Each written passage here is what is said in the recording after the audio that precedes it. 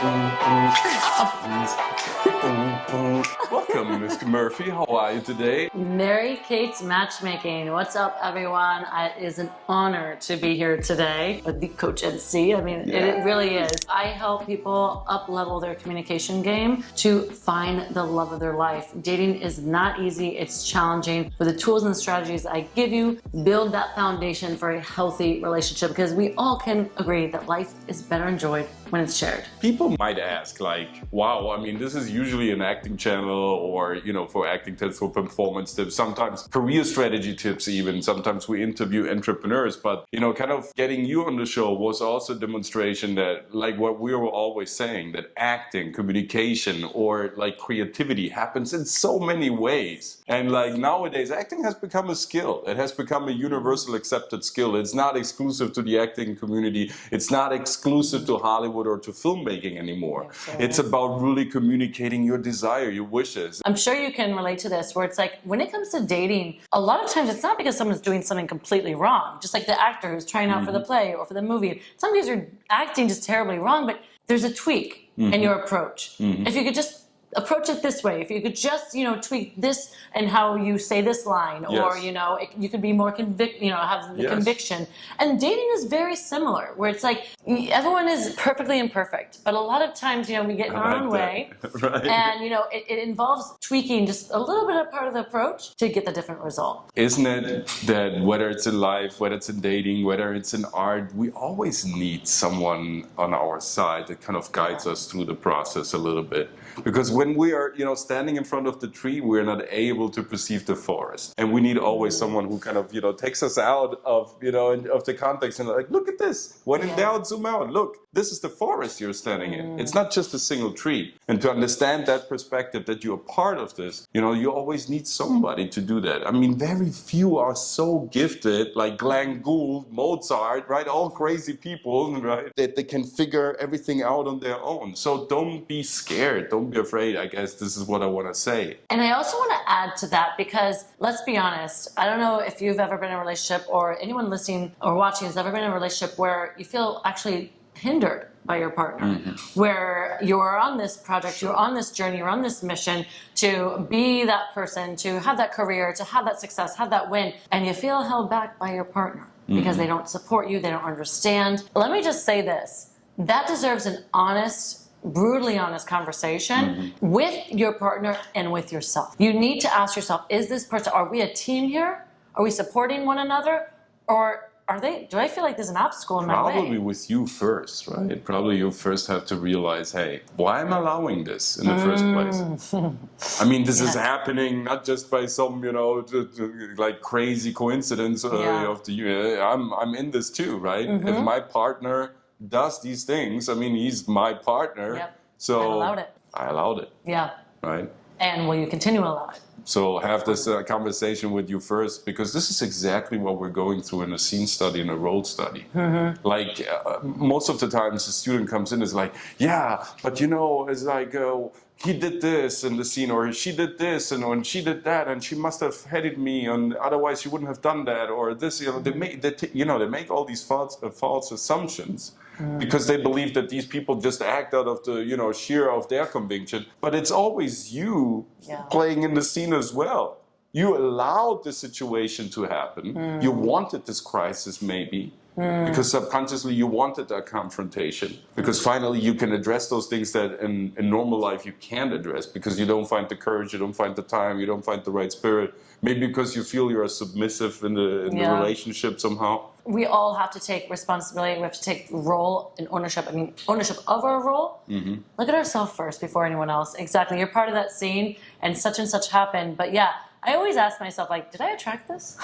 Was there something I put out there in the universe to attract this, you know? And the same with dating. And it's the same with dating, just the same with acting. Like, if we only could take radical responsibility, we would be close to where we want to be. I agree. And it's not playing the victim card. It's not about victimhood and identifying yourself as the victim. It's just, you know, taking responsibility. You have a role in this too. You are entitled to make your own decisions. And probably some of your decisions brought you in the misery in the first place. Is visualizing also important to kind of understand what you want a little bit?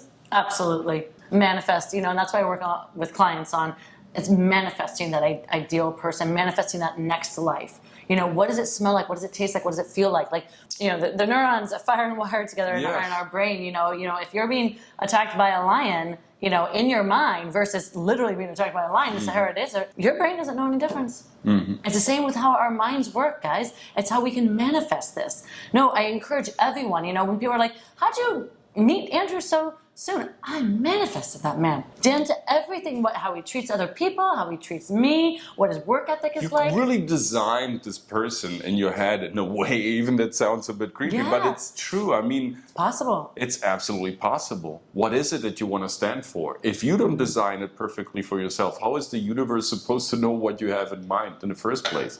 You have to kind of, make it clear for yourself. Then the universe knows, I'm going to send Mary Kay Murphy this person because she exactly called for this person, for this exact human being. Now I know what she needs. And that's when the universe knows I'm ready. When you express doubt, because most times, most people will focus on what they don't want.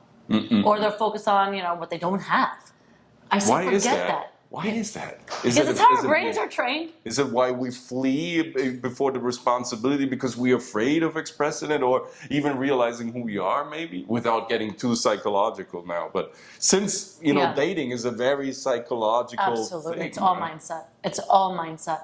And so I implore everyone, focus only on what you want and focus on your strong suits. You're not going to be the supermodel. And God, Lord knows here in Miami, we've got lots of supermodels walking around. Don't compare yourself to them. Way too many. Yeah. Would be this the second advice, besides, of course, making a plan and visualizing and everything and do something new and see yourself as a white canvas, a blank canvas. I love that because it's really being also creative and kind of evokes that spirit. Yeah. But the second advice, would that be to say, hey, don't compare yourself, right? Don't start going crazy with searching for that perfect, body. You have to have that shape or that look in order to kind of start dating again. No, you don't. No, focus on your strong suits. I asked a client the other day, what do you genuinely love about yourself?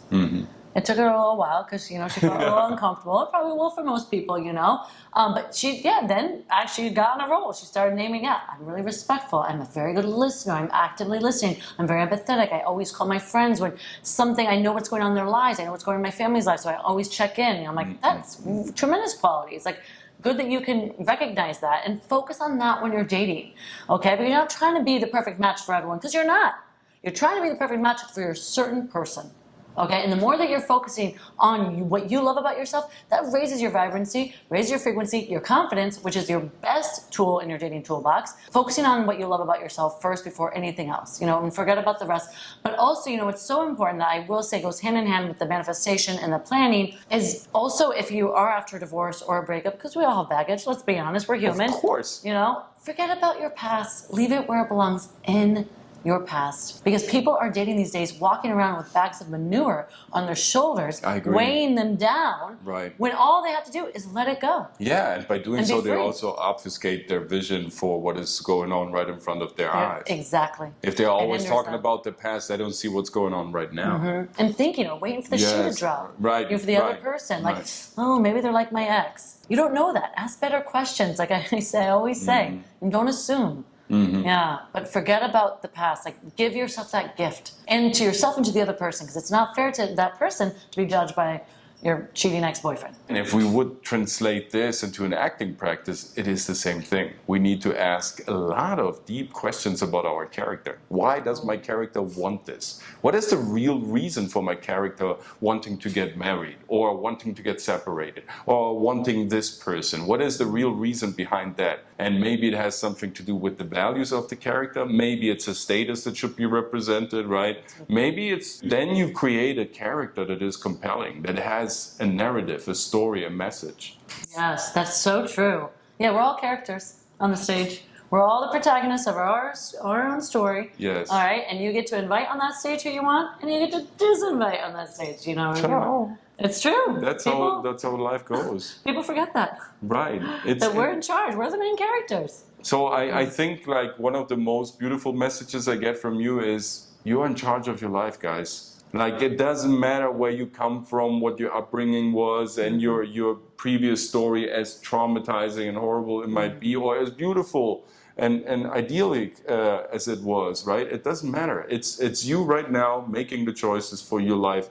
And what other people think of you, like, sincerely, who gives a shit, right? You have to kind of find out what your strong suits are, create your own narrative, and run with that. Otherwise, you run with a narrative that's not yours, that doesn't belong to you, and that will only make you feel miserable. Yeah, please don't do that. Get unplugged from that idea and plug in with Mary Kate's ideas. Yeah. Matchmaking. Thank you so much for stopping by. It was a great opportunity. I was really fascinated from day one, since the very first time we met in Miami at the networking event. It's like, this is really interesting. Somebody kind of is really courageous enough to step up and say, you know what? You want to find real love, like real love, or a real partner, and have like real discussions, not only, touch and go.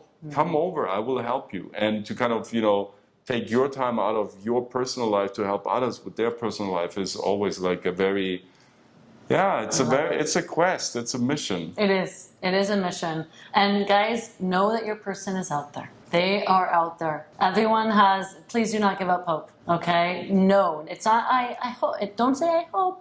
No, bring the knowing to dating. No, I believe that too, for sure. And it has a lot to do with how you present yourself, of course, because you attract those opportunities. Absolutely, yes. You are the magnet, right? You're pulling people into your life. If you want love, you have to be love. If you want a kind person, you have to be the kind person.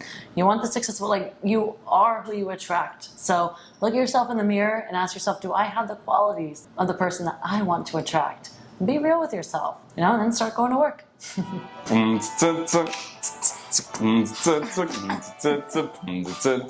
Back to work.